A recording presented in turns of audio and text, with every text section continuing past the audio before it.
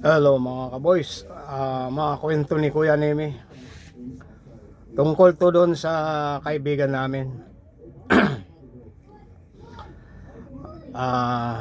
Forestry siya. Sa kagubatan siya, 20 years na nagtatrabaho na.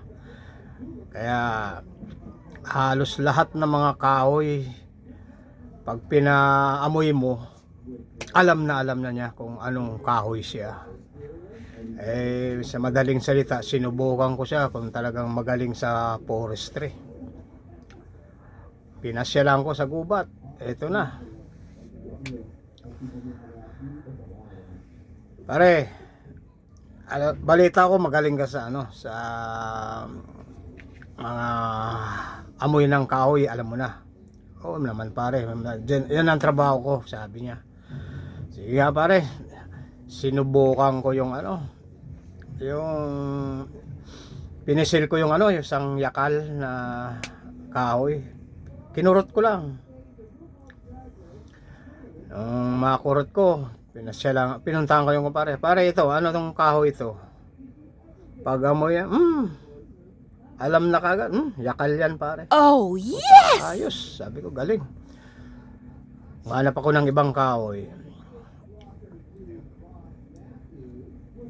Pinisil ko yung yung katas nung yung puno ng nara. Pag pinamoy ko sa kanya. Para ito, anong ano to? Nara yan pare. Oh alam yes. Na alam. Hagilap na naman ako ng mga kahoy.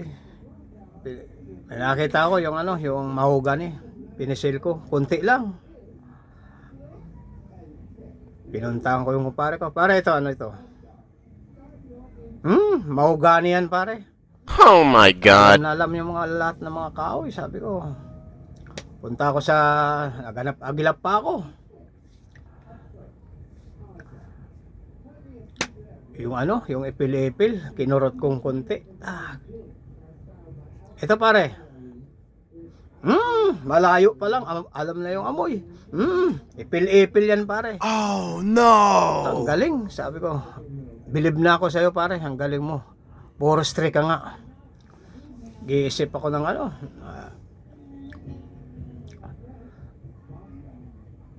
agilap ulit ako.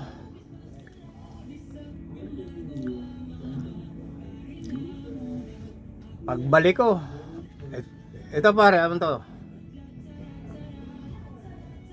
Butang yan. Pare, niloloko mo ko eh. Bakit? Bakit pare? Pare, hindi na yung mga kahoy yan. Amoy pa lang oh. Anong amoy yan pare? Kipyas yan. Puta. Oh, yes! Alam pa rin pare, kipyas yung amoy. Tangina, sabi ko, binago ko na nga. Sabi ko, alam pa rin yung amoy, kips pala. Galit. Sabi ko, pare, ba't mo alam na kips yung pinamoy ko sa'yo? Sabi niya, ako pa pare, ba't nalaman mo kaagad? Sabi niya, paano kung hindi malalaman yun eh? Tigas titi ko. Yun.